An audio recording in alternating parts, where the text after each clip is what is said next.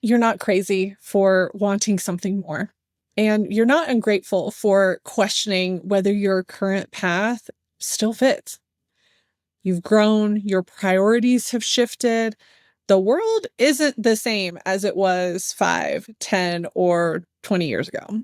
So, yeah, it makes sense that your career might need to change also.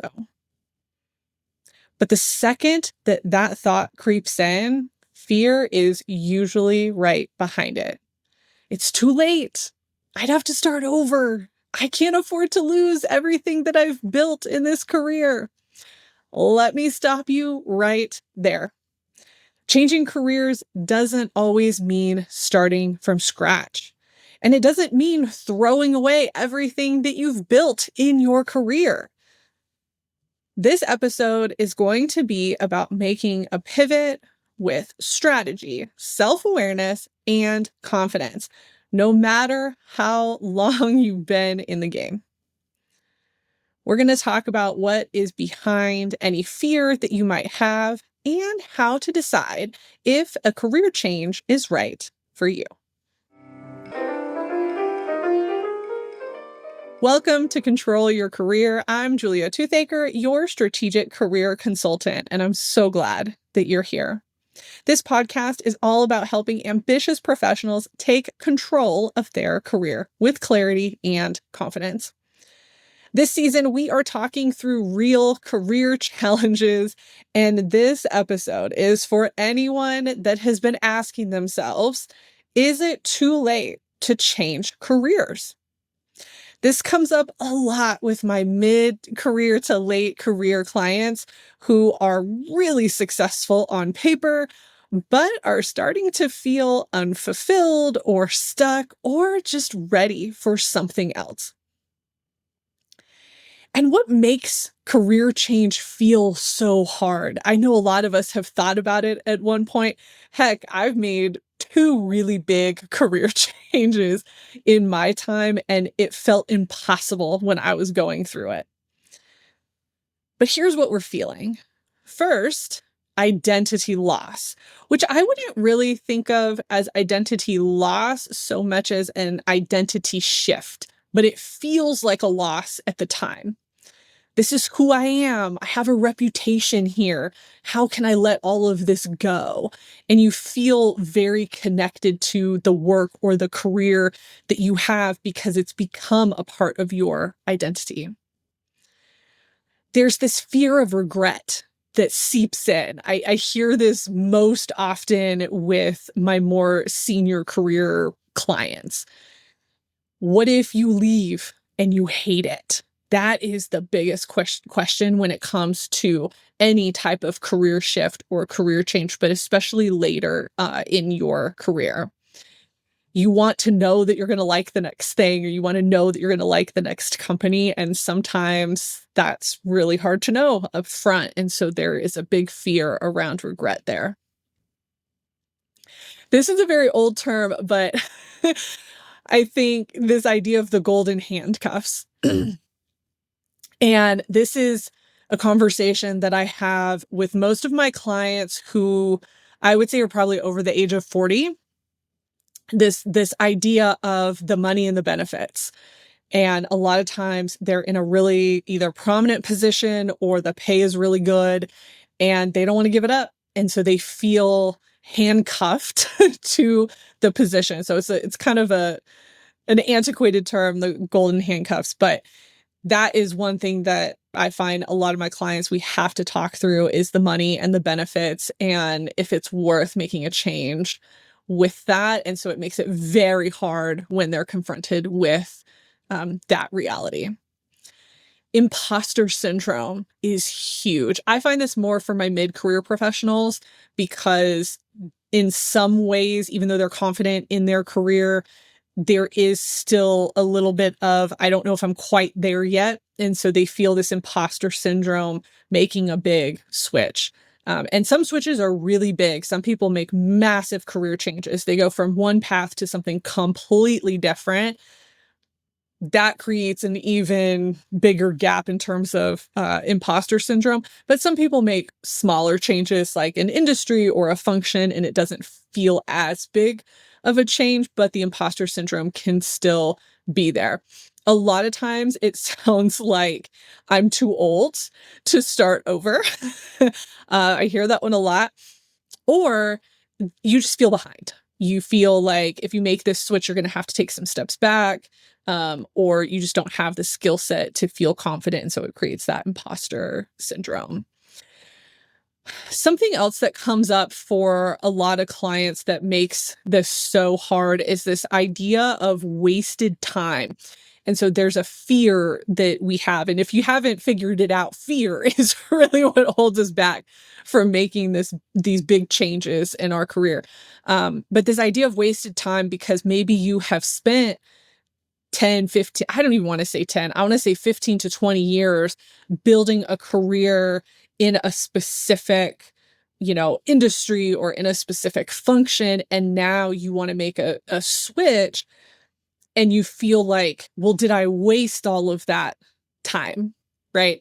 So these are some of the things that really can hit us hard because we're questioning and that fear creeps in. And we're going to use the control your career process to break this down even more. But one of the key concepts I want to get across for this episode is that if you are or want to make a career pivot, you are not erasing the past. You are not erasing all the work that you've done, the 10 to 20 years or more of experience that you have that got you here. You are going to take all of that with you into the next path, whether that's a complete 180 or it's just a little switch of something here or there. So don't think that you are really completely starting over. You're bringing a lot to the table, even if there is some reskilling or skilling that has to be done in order for you to make this switch. When I'm talking about big pivots, I'm talking about I was in marketing for 15 years and now I want to be a nurse. That's a really big pivot. It doesn't mean that you're not going to bring skills from your marketing experience into nursing, but nursing requires a really focused set of skills that you're going to have. So those are the bigger jumps that can make us feel like, the imposter syndrome comes up and all of that, but you were still a professional for 15 years. So you're still bringing that to the table with you. It's just going to look a little bit different. All right, so let's step into the control your career process. And for something like making a career switch, especially later in your career timeline, I love using the control your career process for this. I feel like this is one of those scenarios that this process just works so cleanly with. There are others that, I can make anything work with this, but any career situation work with this. But this is one that I feel really just accentuates what this is about and why I created it. So starting with stage 1, which is realistic reality, this is understanding what is happening right now. What is true about what is happening?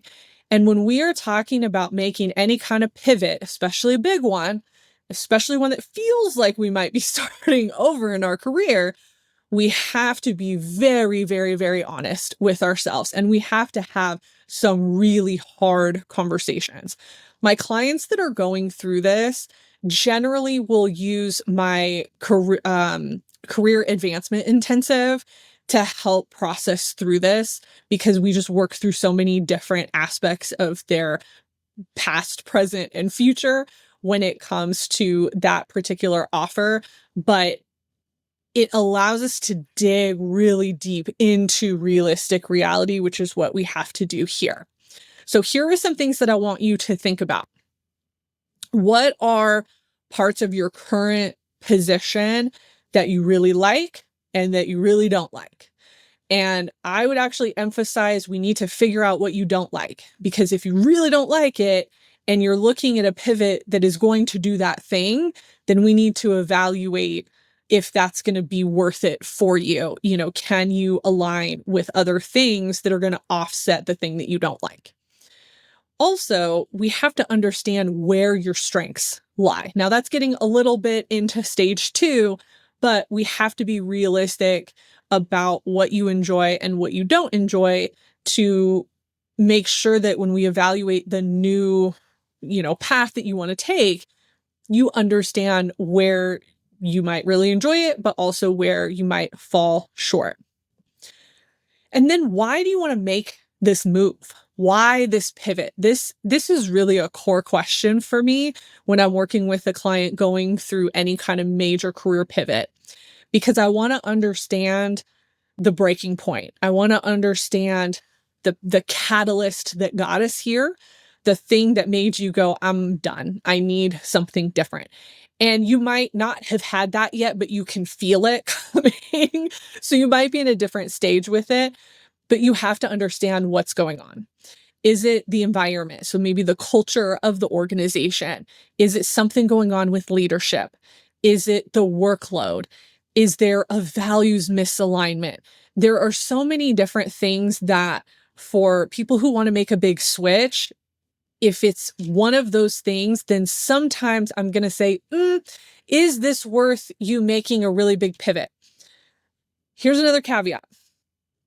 A big pivot for someone who's been in an organization for over 10 years is going to feel like you're starting over completely.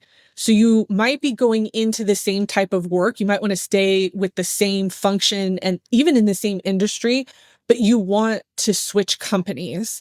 That is the equivalent because you've been somewhere for so long, you've established yourself somewhere that it's really hard to see yourself somewhere else. So when we're talking about why you want to leave, I have to understand what is behind this. And is it something that you just have to work through in the current position? And this is actually a good position for you, but maybe you need some career management coaching to get through it. Or has there been some really big shifts and now you need to make some changes as well in order for you to get what you want out of your career? Because if you've been somewhere for over 10 years, even over 7 years in some cases, companies can shift and change. Your management can change. A lot can happen in that time, especially as we've gone through the pandemic and all of that. If you've had a position since before the pandemic, especially with it like a year or two before, you've seen companies go through these big shifts. And so that can really inform what's happening right now. But understand what your breaking point was, what the catalyst is for you wanting to make this move. And does it make sense, or is it something that you have to work on before you make a move? Think about timelines for this. So when we're thinking about making a move, and I advise all of my clients of this who especially have been somewhere for a very long time, if you are going to move out of your current position, it might not be the place you're going to land for the next 5 to 10 years. Your first position off of being somewhere for a long time could likely only be a couple years. And that's because you are making a big switch. You might not like it. It might not align. Something might happen. So my clients that really want longevity in an organization, I'm pushing back and saying, I think that's great. And if you find it, wonderful. However, we need to go into this understanding that you might not have longevity here. It might be a couple years. Because what happens then is you let things go. Oh, it'll get better. It's fine. And you talk yourself out of things because you want to hit some kind of imaginary number of years at an organization. And you can't think that way. Okay. And then we have to be really cognizant of our financial realities. I mentioned this earlier. You have to understand what you have currently and what you might have to leave. For some people, you can move up, you can move somewhere else, and it's fine. You're going to make the same or about the same. But for others, you might be taking a step back in salary or benefits or something like that. So you have to make that decision for yourself. I talk through that with clients because your financial reality regardless of how, how much wealth you might have. Most of us don't have a lot of that, but you have to be able to look at it objectively and understand, can I live on this regardless of where I'm at financially? Okay. And then also look at your personal realities. So when we're making a big switch, my clients who are in relationships, who have significant others, I always want them to have these conversations with that person because these are big decisions. These are big life decisions. And so I will ask them, what does your significant other say? How do they feel about it? And I really love my clients who come back and say, well, actually, they've been wanting me to leave for a while. So when you have support from a spouse or a significant other, I think that's a big sign to say, hey, maybe we do need to move on. And we just need to figure out what that looks like, for this next stage in your career. But there are other things outside of that. You have to look at, health concerns. And this is especially for my older clients, but not necessarily. We have a lot of chronic health issues that happen when we're very young, but you want to consider health and benefits. I have some clients that need specific benefits, and so they're only looking at companies that can provide certain benefits for them. Caregiving. This happens as our parents age, or sometimes children, we have just different responsibilities. And is the role that we have going to serve us for that? For example, I had a client who went through my career advancement intensive because they did want to make a change and they were trying to figure out what to do. Well, at the end of it, even though they were very motivated to find another position, they had some other things going on in terms of family and some other values that they realized, while this isn't the best situation for me career-wise, it works out in other ways that I really want to keep right now. And so I'm going to stay here for at least another couple of years. But here's what I'm going to work on over the next couple of years to help position me well for this transition that I know that I want. So that's a common conversation that I will have for people who do want to change, but they do have some values conflict with it. And we work through what that can look like. And so that's where breaking down your reality and understanding these parts of yourself and your situation is so helpful. And then I think this bigger question of, what about your current career situation specifically is making you question this position? Like, why do you want this big change? Because this doesn't just happen, right? Again, what's the catalyst? And so understanding what that is going to help you move forward with more clarity. Let's step into stage 2, identity analysis. So identity analysis is looking at who we are, looking at our personality and preferences that come along with that. When we're looking at making a big change, a lot of times I find there's something missing in terms of the preferences that someone has.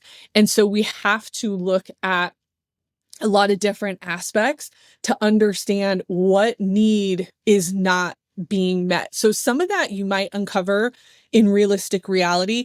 If not, we're going to go a little bit deeper into identity analysis, because a lot of times if we are really connected to a position, again, if you've been somewhere for a long time and you're making a switch, then our identity is wrapped up in the position. And so we have to understand, how is this going to impact us? And again, what's missing that we feel like we need to make a change? So we have our normal interest, skills, values that we want to go through, but I actually want to hone in on values for this particular one, because a lot of times what's happening is you have a value that's not being met, or a value that has been offended in some way. And we have to uncover what that is. And so I want to make sure that you understand your values. You can get my values assessment. I'll link it into the blog post for this episode. But really look at what those core values are, what you need as a professional to be successful, and what is butting up against that. I will tell you one thing that has been happening recently, and I think will continue to be an issue for a while, is RTO. So return to office. We had this amazing time where people were at home and working from home, and it was great. And now we have companies that are doing RTO. Now, that's going to shift again. I can guarantee you, we're in an employer market at the time of this recording. It will shift eventually to an employee market, and you will see work from home options come back. That's just going to be the ebb and flow of everything. But if you are somebody that really thrived working from home and now you're being forced to go back in to commute, to still sit at a desk and do Zoom calls with everybody, that might fight against, your values. And it might create additional stress because now you have to go back into the office, you have to commute, you have to do all these things that you didn't want to do anymore. And so that's one of the things that I want you to think about is what has changed, what has shifted that's really butting up against some of those values or those preferences that you have or have had that has shifted recently. Look at your personality in the culture as well. I find people that have been in an organization for a long time, sometimes the makeup or the culture of the organization can shift and they feel like they don't fit that anymore. And they're trying really hard. They're trying to adapt and change to it. And it's just not working. And so think about that for yourself. Have you outgrown this culture or this environment? And is that part of this shift that you want to make? And what do you want, right? So think about what is missing. So what is an ideal culture for you? What is an ideal environment for you so that you can look at organizations that really fit the bill for that? And then think about energy. I know we've talked about this on multiple episodes, but where are you getting your energy in your work? And again, is there a gap right now? Like maybe the work is boring, or again, there was a shift, right, in what the company is doing or where the company is headed, and you don't like that.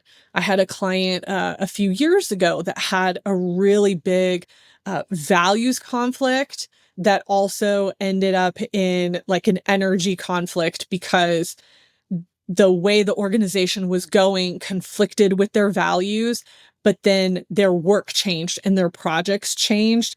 And then that also conflicted with the type of work that they want to do. So they had a lot of change that happened really quickly, and they were able to use their network to thankfully get out of that situation and into an organization where there was a lot more alignment with the organization as a whole, but also the type of work that they were doing. So in this scenario of making a big switch, we have to understand who we are. We have to understand what we want out of work. And sometimes if this is a conversation you have not had in a long time because you've been somewhere for many, many years, this is actually a good opportunity to hire a coach. And this isn't me like plugging myself. Obviously, like I would love to work with you, but this is actually really where coaches come in handy, especially coaches like me, where I'm really good at helping people work out what is going on and what is going to be the best path forward for you. So if some of these things are hard for you to articulate, or you just don't know because you haven't thought about it, then a coach can be a really good option to help you kind of move through that process a little bit quicker. I think it's also important to remember that you have experience. You're good at the work that you're doing, and it's okay to want to make a shift. It's okay to want to do something different. I find my clients who have ADHD, they make shifts pretty consistently, but some don't. Some have had really good luck in one company making enough shifts that keep them engaged in the work, but now they're in a space where they really are trying to break out of what they're doing. And we have a lot of values conflicts and personality things, and there's a lot going on. And so it helps to talk through that as well. Okay, let's get into stage 3, which is our purpose-driven plan. This is establishing what your main goals are going to be for this issue. Now, as most of you know, I'm going to give you some examples of different goals, but your goal is going to be unique to you and your situation. So depending on what you've uncovered in stage 1 and 2 is going to impact what your goals look like in stage 3 and your actions for stage 4. So the overarching question that I want you to ask yourself in stage 3 is, what does a successful pivot look like to you? So what is the ideal situation? And the reason that I'm asking this is because most of you that are likely listening to this, you are employed, you have been somewhere for a while, and you have the luxury of taking some time to figure out what the most ideal scenario is and work toward that. If you have been let go, if you've been laid off, that's a little bit harder to do in this scenario. So I just want to be really honest about that. So what does success look like? What do you want it to be? I mentioned this earlier, but there's a total change, a total reinvention of your career where you completely swing another direction. Or there's just a little redirection. So maybe we just want to leave the company. We want to go to a different company, or we want to switch industries, or maybe we want to make a functional change, but not a drastic one. We just want to shift slightly. So understanding what that looks like, that's likely going to be the main goal after understanding what success looks like. Digging a little bit deeper between like reinvention and redirection. Are we making a shift in industry? Are we making a shift in the type of work? So the role that you're doing. Do you want to go into management? Do you want something that is more technical? Do you want to be an individual contributor? What is the shift that we're talking about? Another shift to consider is the work setting. So many people are in corporate. Do you want to go to nonprofit? Are you in nonprofit and you want to go to corporate? Are you in a large organization and you want to go to a smaller organization, or vice versa? Whatever that looks like. So it's really understanding what you want right now, and then that goal is going to lead your actions. So again, what does success look like? And then we're going to build our goal off of that. All right, going into step 4, which is initiate action. This is going to be so key outside of realistic reality, which I think is at the top for this particular issue or challenge. Stage 4, initiate action, is probably the next thing, because when we're talking about any kind of shift and change in our career, especially one that we believe is going to be pretty big, we have to take action. And that action has to be informative. And that's where I would want you to start here. And remember, your actions are going to relate to whatever goal you choose, but likely your goal is going to be, I want a job in X, and then figure out whatever that is from there. So here are some actions to consider regardless of the goal that you choose. You want to talk to a number of people who are doing the work that you are considering doing. I would say anywhere from 3 to 5 if you can make it happen, just to get different perspectives. This is especially important if you are making some bigger changes. You want to talk to people that are in different size companies, different levels, different industries, things like that. If you have the ability to test the waters, that's also a great action to take. This can look different depending on what you're able to do. You could freelance, you can consult, you can volunteer. I think even going to a conference is really helpful to learn about whatever the pivot is that you want to take. If you get to a point where you know where you want to go, so maybe your goal is really specific, you know where you're headed, update your materials. So update your resume, your cover letter, your LinkedIn to link to the new thing. I find that that is one of the biggest gaps that I see with career changers is they're really not able to translate from one career path into another. That is sometimes where, hiring a coach can be helpful to help with that transition. I actually talk about career changing in my resume guide. So if that's something that you're interested in, it's on my website. But being able to make that translation is going to also help you when you get into interviews or if you are networking with people, because you'll understand what you need to say in order to bridge the gap between the two career paths. And then another action, and again, this is helpful once you have that goal of what you're looking for, but reverse engineer. Okay.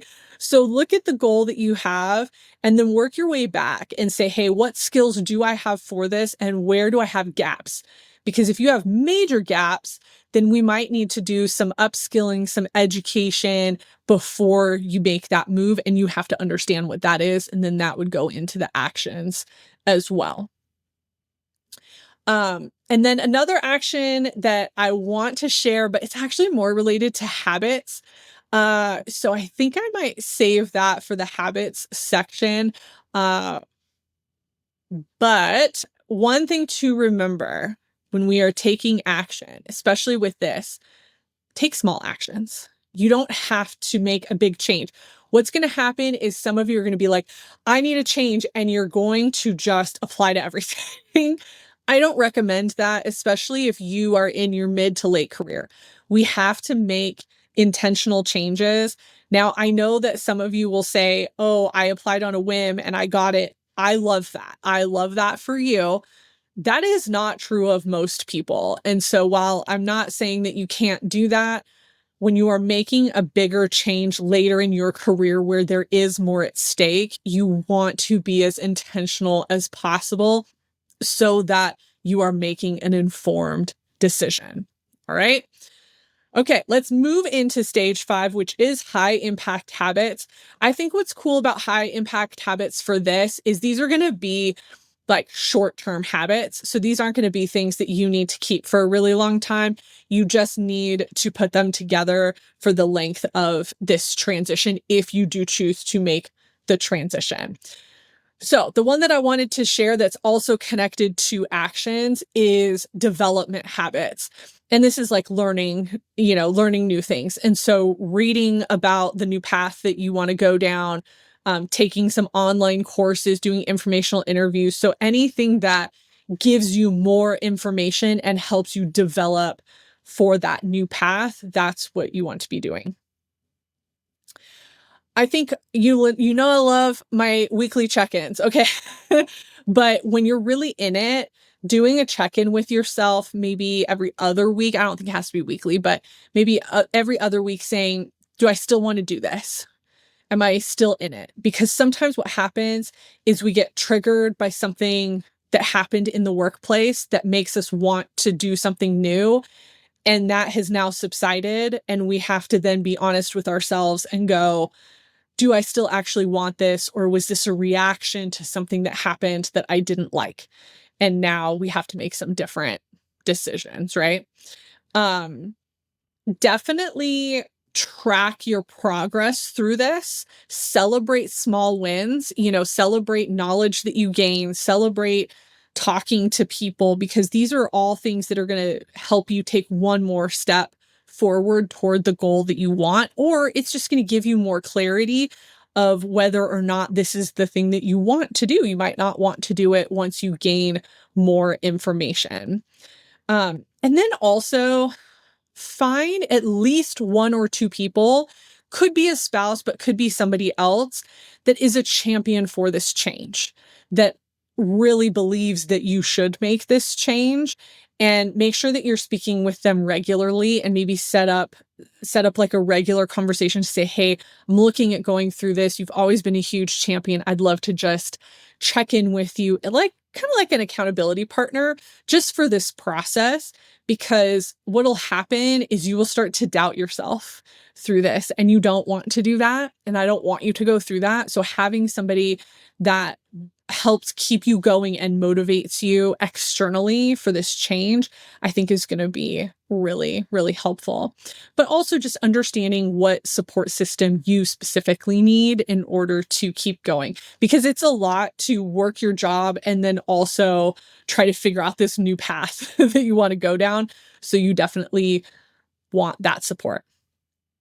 Okay, so let's say that you get to a point where you're like, I am not ready for this pivot. I think I want it, but I'm not ready.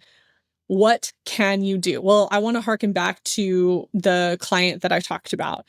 That was something that happened with them specifically. And so what we did was we figured out what are the goals and actions for this time period that they set to help them move forward well and bridge some gaps, right?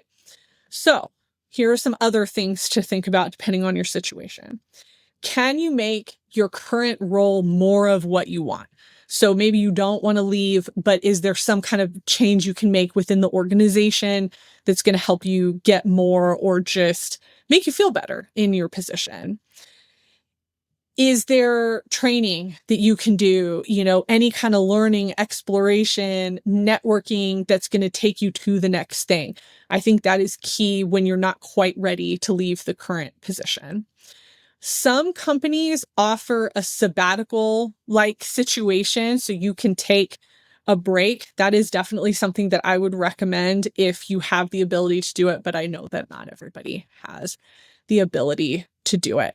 Just remember, whatever you choose during this time, it needs to be intentional. I think it's important to remember that you've already built a career that worked for you once, so you can do it again. But it also doesn't mean that that career is working for you now. So if you're wondering whether or not to make a change, we cannot start with fear. We can't start with those questions we asked ourselves early on in this episode. We have to start with clarity. We have to really break down what we are looking for. Remember, your past, it's not wasted. You learned a lot, and it's what qualifies you to actually make some of these choices and make them from a place of confidence and strength in who you are. And if something is telling you that maybe it's not time to pivot, you got to listen to that.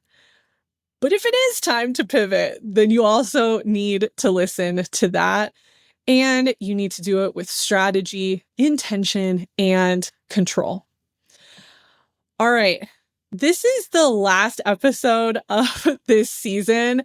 And I just want to say for this episode specifically, episode 3 and 13 in this season will be really helpful around this topic. So I suggest that you go check those out. Also, share this episode with somebody that you know might be wanting to make a pivot. But before we wrap up completely, I just want to say thank you so much for joining me on this journey this season. It's been so exciting to announce the book and really walk you through some of what I'm thinking in terms of that through this season. This has been, I think, one of the most real, honest, and strategy-packed seasons that I have had. And it's because we really focused on the challenges that professionals face day to day. These are very common challenges that I have walked through. We've talked about feeling stuck and questioning your values and being overlooked. Navigating office politics was a big one. Rebuilding after setbacks. And today, in terms of, is it too late to pivot? And it never is.